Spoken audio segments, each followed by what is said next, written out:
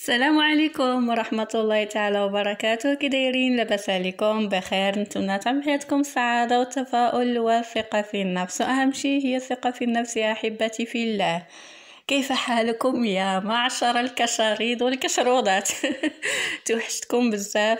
اليوم إن شاء الله غادي ندير معكم واحد العصير، عصير فراولة بدون فراولة يعني، وكيجي اقتصادي ورائع وفي المتناول، والمذاق طبعا ماما مية. بالنسبة للمكونات الأولى يعني كما شفتوا، الخطوة الأولى عندي هنا نصف لتر من الحليب، وعندي واحد كما كتشوفوا واحد العلبة ديال الياغورت بنكهة الفراولة.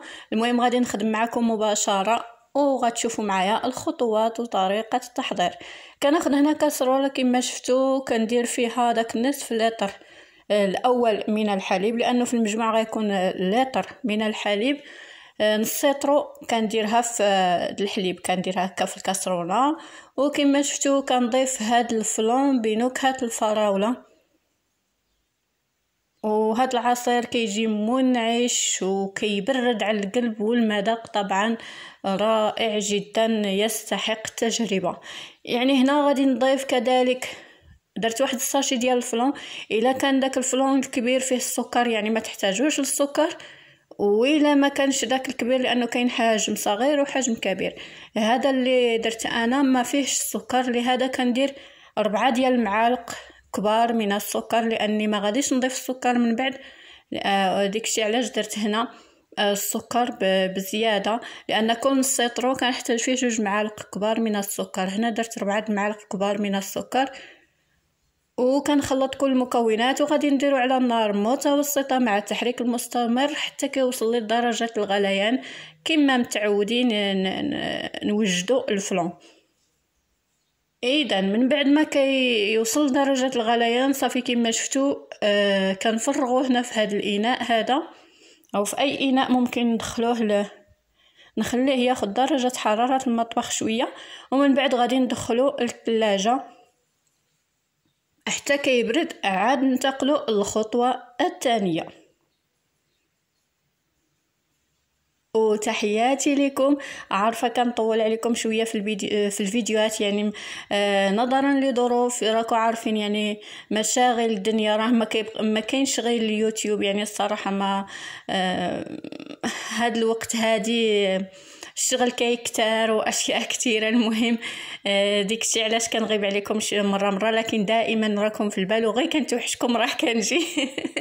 هذا ما كان. تحياتي لكم كاملين، تحياتي لكل الناس اللي راهم معايا من البدايات وما خذلونيش، اللي ديما معايا. تحياتي لكم واللي خطكم عليا، والناس اللي انضموا اول مره للقناه مرحبا بكم والف مرحبا في قناتي المتواضعه، وتحياتي لكم كاملين. هنا كما شفتوا هذا الفلو من بعد انا درتو في المجمد باش في الساعه كيبرد، ضروري كنخليوه حتى كيبرد مزيان.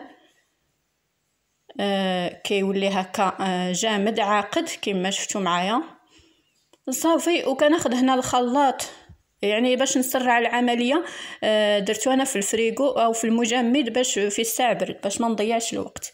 وهنا من بعد ما برد كنديرو في الخلاط الكهربائي، وكنضيف عليه ديك علبه ديال الياغورت او دانون بنكهه الفراوله. وممكن تضيفوا الا بغيتوا ديك النسمه المركزه اكثر في